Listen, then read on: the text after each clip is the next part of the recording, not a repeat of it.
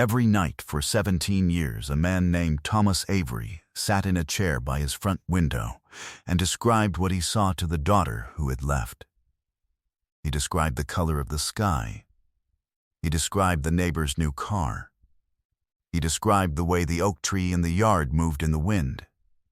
He described these things into a phone that rang at 8 o'clock every night without fail. Always his call, always his dime, always beginning with the same words, "I've got something to show you." Thomas Avery had been blind since 2004. He had lost his sight in Fallujah in the first year of the war. He described things to his daughter Camille anyway, because the habit of showing her beautiful things was 19 years older than his blindness, and he saw no reason to stop. On the afternoon of April 3, 2023, Camille Avery, who had not been in the same room as her father in 17 years, not for reasons of anger or distance, but for reasons that took 3 countries and a decade and a half to resolve, ran onto the Family Feud stage in Atlanta while Thomas was mid-sentence in the Fast Money round. And Steve Harvey dropped his cue cards on the floor and did not pick them up for a very long time. It was an April afternoon in Atlanta, and the studio was lit for a regular taping. Thomas Avery had come with his sister group from Columbus, Ohio, his sister Renee, his cousin Wallace, his neighbor Mr. Frank, and Thomas's brother-in-law Jerome, who had been guiding Thomas by the elbow all morning and who kept his hand close without making it obvious. Thomas was 61 years old. He wore a dark green veteran's jacket with a 3rd Infantry Division patch on the left shoulder. He moved through the studio with the confidence of someone who has spent years learning to navigate spaces he cannot see, slowly at first, reading the room through sound and air pressure and the quiet signals that Jerome sent with his hand. When Steve Harvey introduced him to the audience, Thomas smiled at the exact spot where Steve's voice was coming from, which happened to be the exact spot where Steve was standing. Steve noticed. He tilted his head. He said, "Sir, you didn't even need to see me to find me." Thomas said, "I found you by the sound of the money." The audience laughed. Steve Harvey laughed. He tucked that moment somewhere and kept moving. The other family, the Delgados from Phoenix, 4 sisters and their mother Elena, who told Steve she had watched the show every night since 1989 and had the VH tapes to prove it, were warm and enthusiastic and rooted for Thomas openly, which is the thing that happens on this stage sometimes, where one family stops competing and just becomes human. Nobody in that studio knew what was in the airport 22 miles away. Thomas Avery had been married once. Her name was Sandra. They had Camille in 1987, and Thomas was 26 years old, and he held Camille in the delivery room, and he talked to her continuously, describing everything he could see, the lights, the ceiling tiles, the way her fingers curled, the exact shade of her hair. He talked to her the whole first night of her life. He was always like that, a man who described things, who believed that seeing was not enough, that you had to say what you saw out loud or it didn't fully exist. He deployed in January 2003. He came home different. He came home without his eyes, which was the physical fact. But he also came home without the piece of himself that knew how to be at peace in a room, which took longer to name. Sandra tried. She tried for 4 years. Their divorce was 2007. Camille was 19. She went with her mother first, then to school, then to a job that moved her to Germany, then to a husband who worked for a nonprofit in Rwanda, then to a life that was, by every measure, full and good and right. She called her father every night. He described things to her. The calls lasted between 12 and 40 minutes and never ended without Thomas saying, "I've got something to show you tomorrow." He applied to Family Feud because his sister Renee had told him it would be fun. He applied because he had never done anything like it. He applied because he was 61 years old and blind and a veteran, and he thought, why not? He did not apply because Camille was coming home. Camille had planned the trip for 4 months. The coordinator, a woman on the Family Feud production team named Brianna, had been in contact with Camille since January. Camille's flight from Kigali to Atlanta connected through Brussels and then through New York, and then into Atlanta. The whole journey was 31 hours. Her plane landed at 2:14 p.m. The taping began at 1. She was, by any measure, going to be late. And that wasn't even the part that made Steve Harvey drop his cards. The game ran its full hour. Thomas Avery was extraordinary. He buzzed in clean. He trusted his instincts, and he was right more than he was wrong. And when he was wrong, he laughed at himself with the ease of a man who has made peace with uncertainty. The audience fell for him by the second round. When Jerome guided him back to the contestant area after a strong steal, a woman in the third row reached out and touched his arm as he passed. He turned toward her hand. He said thank you. He kept moving. Fast money came. Jerome guided Thomas to the chair. Thomas sat. He straightened his veteran's jacket. He said, "Tell me when to go." Steve Harvey held up his hand and said into the microphone, quietly aside but caught, "Somebody get a chair next to him." A real chair, not a stage one. A crew member moved. A chair appeared. Steve sat down on it, 2 feet from Thomas, so that Thomas could hear his voice at exactly the right distance. The questions started. Thomas answered 5 in a row without hesitating. He scored 143 points on his own. The crowd was on its feet before he even stood up. Renee was called to the second chair. She needed 57 points. She got 48. Combined, 191. 9 points short. Steve stood up. He began to walk to the center of the stage. And that was when the side door of the studio, the one production uses for equipment, the one that is never opened during taping, swung open. A woman ran through it. She was still in the clothes she had worn on the plane. She had a carry-on in her hand that she dropped somewhere between the door and the stage.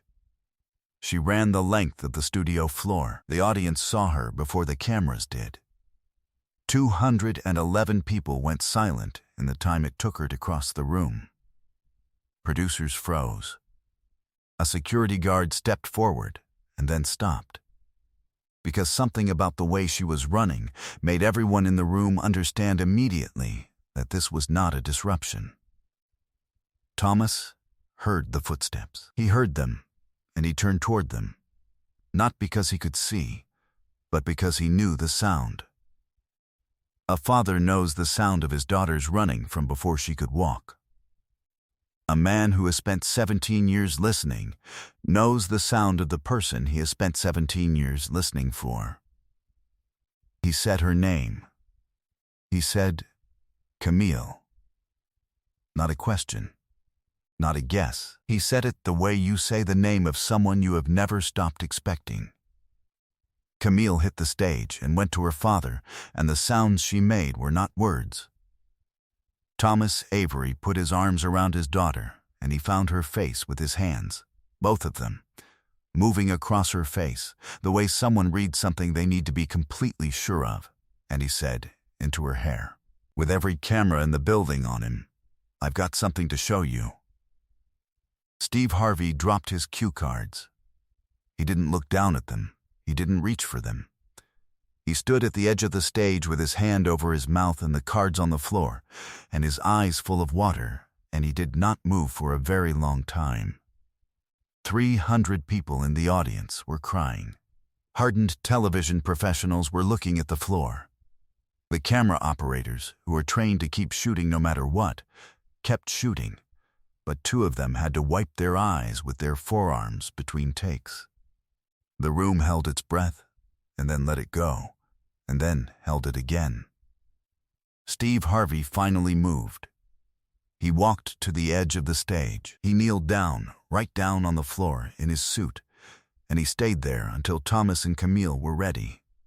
They were not ready for a while. Nobody rushed them.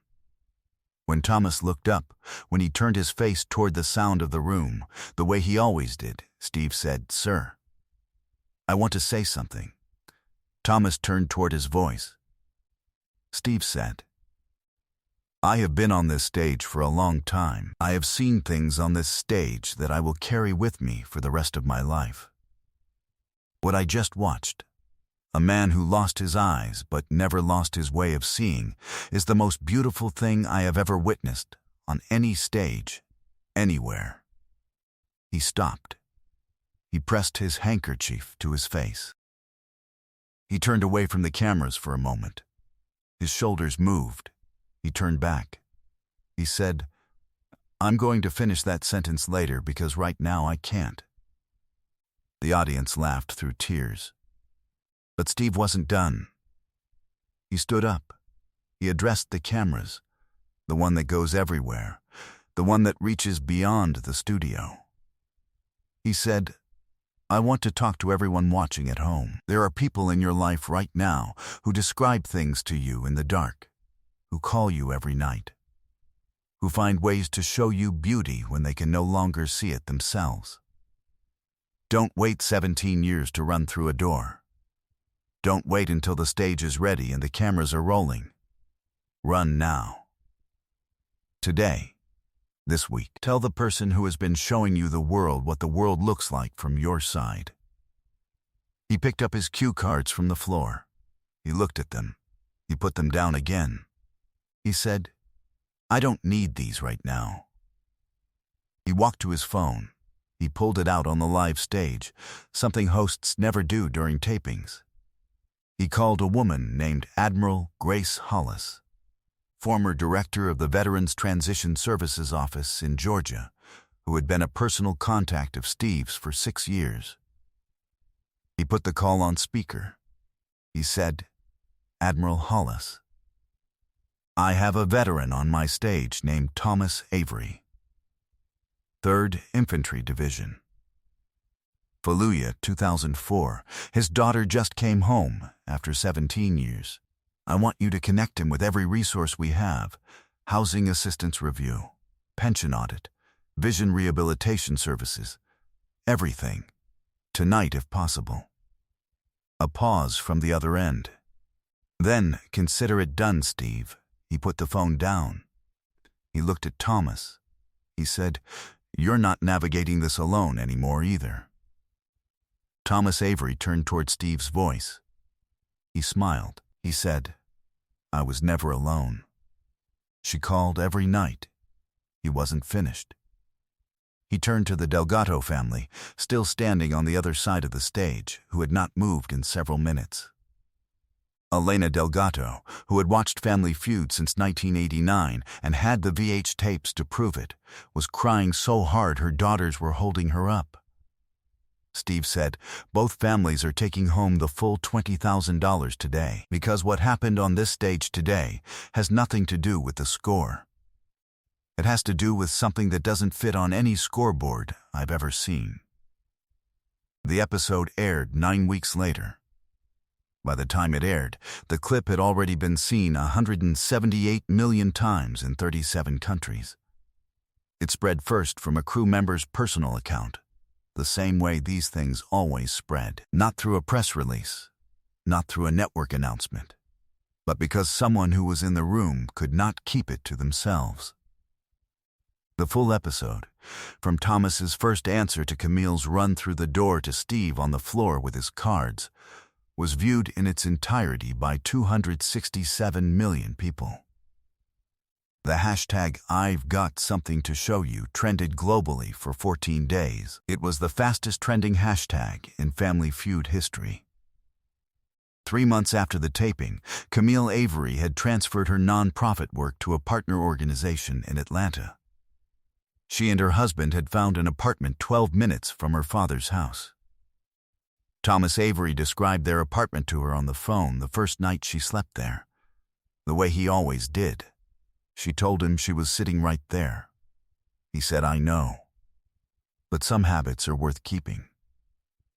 A year after the episode, Thomas Avery had completed a veteran's pension audit that recovered 14 months of underpayment, $18,600 that the VA had miscalculated and that Thomas had not known to dispute. He also enrolled in an audio description and adaptive technology program at the Ohio State University Veterans Center, which allowed him to begin recording oral history segments about his unit's time in Fallujah. He had, to date, recorded 41 segments. They are archived at the Library of Congress.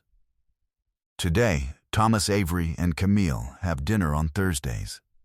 It is always at Thomas's house. Camille's husband comes when he is not traveling for work. Thomas cooks the same 4 things in rotation. He has cooked them since before Fallujah, and his hands still know them perfectly. He describes the meal to her in detail before they eat it. He describes the color of the sauce, the texture of the bread, the exact way the steam rises from the pot, the smell of it from across the kitchen. Camille has stopped saying that she can already see these things. She lets him describe them. She has decided she will let him do this for as long as he wants to, and then some. Jerome, who guided Thomas by the elbow through the Family Feud studio on that April afternoon, still lives 3 doors down. He has been Thomas's neighbor for 11 years. He said in an interview, after the episode aired, that he had been guiding Thomas through spaces for a long time, but he had never once felt like Thomas needed guiding. He said, "He always knew where he was going. I was just the formality." He said it with a laugh. He said Thomas was the one who always knew which direction to turn.